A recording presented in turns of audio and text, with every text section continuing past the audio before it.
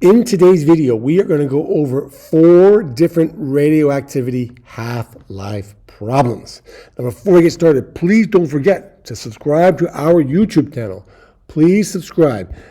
Give us a thumbs up, leave us a nice positive comment, and don't forget to share this video. And in addition, if you're looking for some teaching and learning materials, which you can find everything that we have available at our paid teachers website, and of course, the link to that is in the description below. Now, I thought I'd just go over a quick review of what is half-life, since we're going to be doing some half-life problems.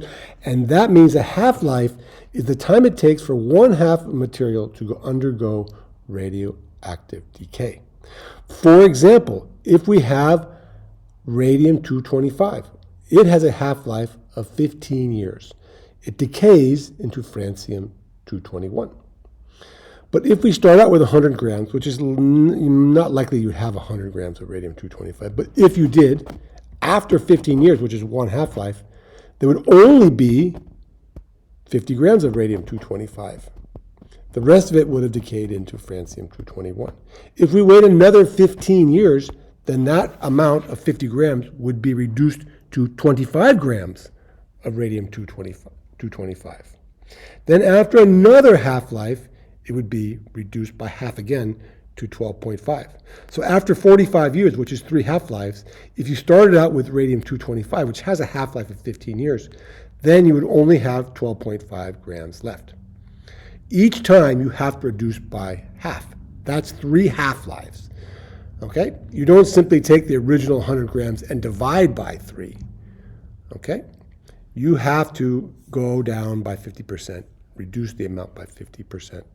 1/2 each half-life. Okay, now many different materials, isotopes, have different half-lives. For example, uranium-233 has a half-life of 159,200 years. Radium-224 has a half-life of just 3.6 days. Radon-220 has a half-life of just 55 seconds. And polonium-214 has a half-life of just 164 microseconds. Okay, so they can be very long. They can even be much longer than this, and they can be very short, and some are even shorter than this. So it's a whole range of half-lives that you can have. Okay, now we're going to go over 4 different types of problems. I'm going to tell you that these kinds of problems are going to be relatively straightforward. I don't want to say easy, but relatively straightforward. We're going to be using very nice round numbers. We are not, in this video, going to be using this equation. Okay, if you want to get more complicated problems and use this equation, you can find those. I have some examples I made and videos I made. You can link to those in the upper right-hand corner. But we're going to be using these problems. We're just going to be trying to use our common sense and our knowledge of half-life and some nice round numbers so that we have kind of a, I think these problems kind of test a little bit better your kind of understanding, your conceptual knowledge of half-life. Okay, so we can have problems where we're going to figure out the amount remaining, the amount of material remaining after a certain time period. We're going to figure out the half-life. We're going to figure out the amount of time that's elapsed, and we're going to figure out the original amount that was present. Okay? So let's get started with number 1. Number 1 says that radon-220 has a half-life of 55 seconds. You said that earlier. And we want to know how much of that sample, 650 grams, will remain after 275 seconds. Okay, so you can see we've given you the half-life. We've given you the original amount, and we've given you the time that has occurred, okay, because all this occurs over time. Now, you should notice that this is 275, and we know the half-life of 55 seconds. So if I know the total amount of time, 275, and I know the half-life is 55 seconds, I can divide those two numbers, 275 by 55, and I get that. That means that 5 half-lives have occurred. So now I'm going to take my 650 gram sample and I'm going to reduce it by 50% 5 times for each half-life. So if I reduce it once, it goes to 325 because that's half of 650. I reduce it again, it's 162.5. Another half-life, the third one, is 81.25. The next one is 40.6. And after finally 5 half-lives, we will only have 20.3 grams. That is 5 half-lives. You basically start here like 0. This is 0 half-lives. 1, 2, 3, 4, 5. You don't start here with 1, 2, then it would be 6. But that, the way we have it here is just, not just, but that's 5 half-lives.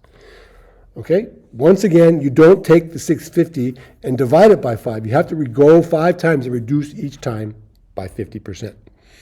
Okay, and that means that after 275 seconds, radon 225, which has 55 seconds half-life, if we start with 650 grams, we'll only have 20.3 grams remaining after that time. Okay? So you can see nice round numbers. Maybe you still need a calculator, of course, but number 2 says a 2-gram sample of carbon-14 decays to 0.25 grams, a quarter of a gram, after 17,190. It takes that long for 2 grams to decay to 0.25. We want to know what is the half-life of carbon-14.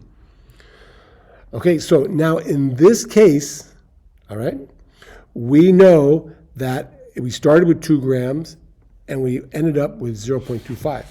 So we got to figure out how many half-lives would it take to get from 2 to 0.25. So I'm going to write down 2, and I know that after 1 half-life, okay, can you see where this is going?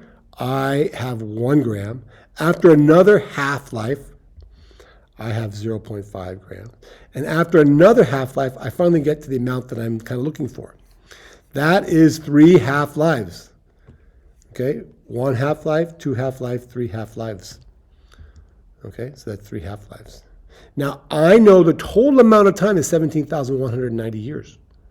But that is 3 half-lives, so I'm going to take 17,190 and divide it by 3, and that means that each half-life, the time it takes to go from 2 to 1, from 1 to 5 to half, and from half to quarter, each one of those time intervals is 5,730 years. And that means that the half-life of carbon-14 is 5,730.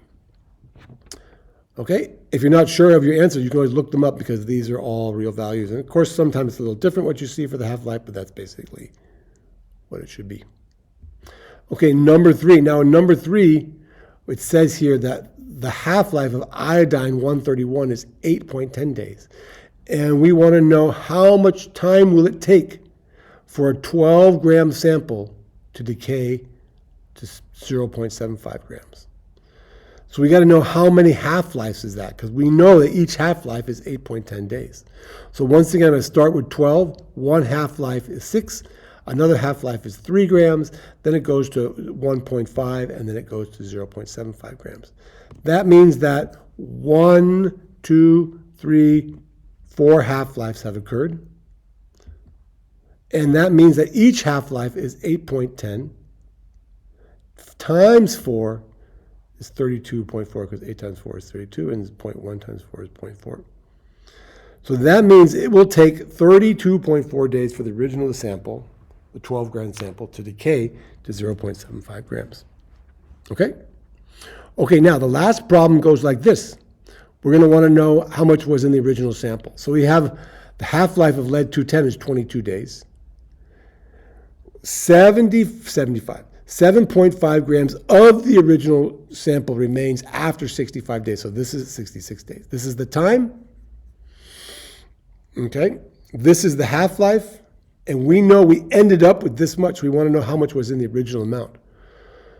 Okay. So once again, we're going to figure out how many half-lives that is. So that 66 days is the total time. The 22 is the amount of time for 1 half-life. So that means that 3 half-lives have occurred. So now we got to kind of count up backwards, because this is the end and we want to know the original amount. So we start or we ended with 7.5 grams. After 1 half-life, if we count backwards, then we would be back to 15 grams. Then we would be back to 30 grams. And then after going back 3 half-lives, we'd be back to 60 grams. You can see we increased in this case by half. We doubled it. Double this is 15. 2 times 15 is 30. 30 times 2 is 60, and that means that that's our 3 half-lives. And so that means that the original amount was 60 grams. And after 3 half-lives, it reduces to 7.5. But we wanted to know the original amount of 210. Okay, so I think those are the 4 most common kinds of problems that you're going to come up against. Once again, I just want to point out that we could have used this equation, because here's the amount that remains after a certain amount of time. Here's the original amount. Here's the time that has occurred. This is the decay constant. And in the decay constant, you have to kind of calculate the decay constant first, which is the natural log of 2 over the half-life. So the decay constant inside there is the half-life. So those are all 4 things, 1, 2, 3, 4, that we used. But we didn't have to use this equation because we kind of thought about it conceptually, which I think is a good thing to be able to do.